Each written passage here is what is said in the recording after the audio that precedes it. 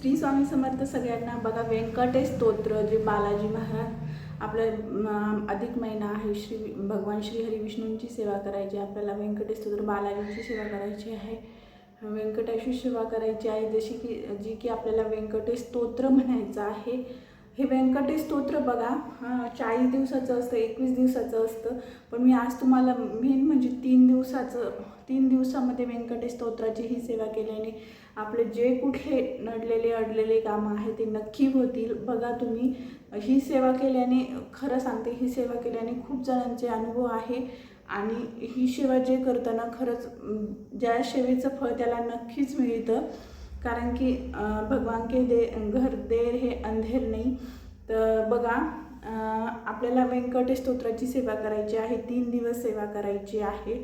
तर 3 दिवस सेवा कशी करायची आहे बघा, तर मेन म्हणजे व्यंकटेश स्तोत्राची सेवा ही 40 दिवस केली जाते, 21 दिवस केली जाते, पण 3 दिवसाची कशी करायची आहे तर बघा, 3 दिवसाची आपल्याला व्यंकटेश स्तोत्राची सेवा अशी करायची आहे की तुम्हाला रात्री 12 वाजता सेवा करायची आहे। म्हणजे तुम्ही 11:45ला तुम्हाला आंघोळ वगैरे करून ही सेवा करायची आहे। मेन म्हणजे ही आपल्या जिथे मेन देवघर वगैरे आहे तिथे बसून आपल्याला ही सेवा करायची आहे। दरवाजा बंद करून करायची नाही, दरवाजा ओपन ठेवून करायची आहे, कारण की आपल्या किचनमध्ये देवघर असतं, किचनचा दरवाजा आपल्याला ओपन ठेवायचा आहे। काही जणांचं हॉलमध्ये देवघर आहे, तर मग त्यांनी काय करायचं, तिथे झोपलेले वगैरे असतात, आपल्या घरची बाकीची मंडळी जी असते ती झोपलेली वगैरे असतात, तर त्यांनी काय करायचं आहे बघा, तर तुम्ही दुसरीकडे आपला पाट वगैरे घ्यायचा आहे, त्याच्यावरती मग तुमच्याकडे बालाजीचा फोटो वगैरे असेल किंवा मग भगवान विष्णूचा असेल किंवा मग बालकृष्णाचा असेल, मूर्ती असेल तर ती ठेवू शकतात। जरी तुमच्याकडे तिन्ही जरी नसेल तर तुम्ही आपला महाराजांचा, स्वामींचा फोटो ही तिथे ठेवू शकता एक।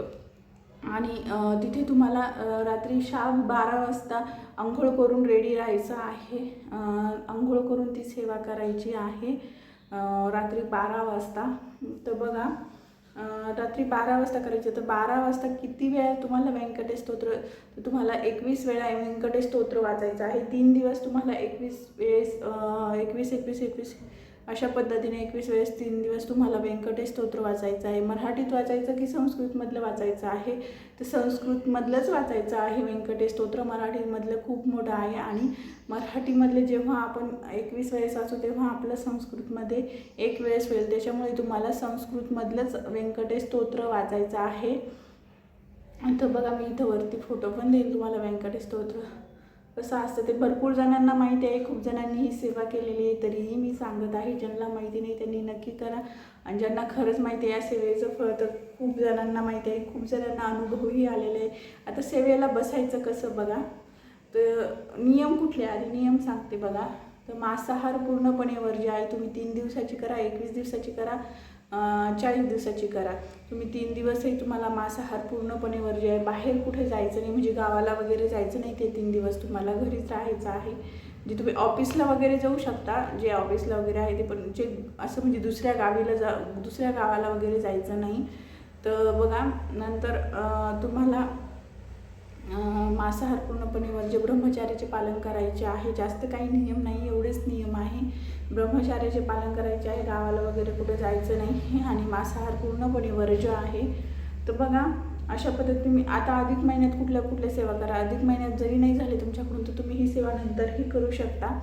तर बघा, नंतर काय करायचं आहे तुम्हाला, खाली निळं वस्त्र घ्यायचं आहे, बसण्यासाठी निळं वस्त्र घ्यायचं आहे। तुम्ही म्हणसाल निळं वस्त्र कुठून आणायचं, तर बघा, आपल्याकडे निळे पीस वगैरे असतात, ब्लाऊज पीस वगैरे, तेही तुम्ही घेऊ शकता, तर तेही टाकू शकता, त्याच्यावरती तुम्हाला बसायचं आहे। आणि अखंडित दिवा ठेवायचा आहे, म्हणजे जोपर्यंत आपण वाचणार आहे तोपर्यंत आपला दिवा हे अखंड असला पाहिजे। आपल्याला कुठलीही सेवा करताना आपण अग्निदेवताच्या साहाय्याने करत असतो, त्याच्यामुळे आपल्याला दिवा हा अखंड ठेवायचा आहे। तर बघा, अशा पद्धतीने तुम्हाला 3 व्यंकटेश स्तोत्र वाचायचं आहे। तुम्ही 3 दिवस करू शकता, 40 दिवस करू शकता, 21 दिवस करू शकता। 3 दिवसाचं रोज तुम्हाला 21 वेळेस व्यंकटेश स्तोत्र वाचायचं आहे। आता ते कशा पद्धतीने वाचायचं ते तुम्ही बघू शकता, फक्त शार्प रात्री 12 वाजता वाचायचं आहे। 12 वाजता तुम्हाला ते वाचायचं आहे व्यंकटेश स्तोत्र।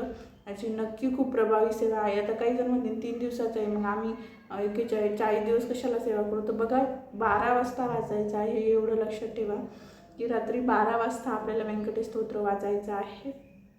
तुमचं कितीही अडलेलं नडलेलं काम असू द्या, नक्की पूर्ण होणार आहे. बघा तुम्ही ही सेवा करून बघा एकदा, नंतर बघा. चला भेटूया. व्हिडिओ कसा वाटला नक्की सांगा. भेटूया अशाच एका व्हिडिओमध्ये. तोपर्यंत सगळ्यांना श्री स्वामी समर्थ. श्री स्वामी समर्थ.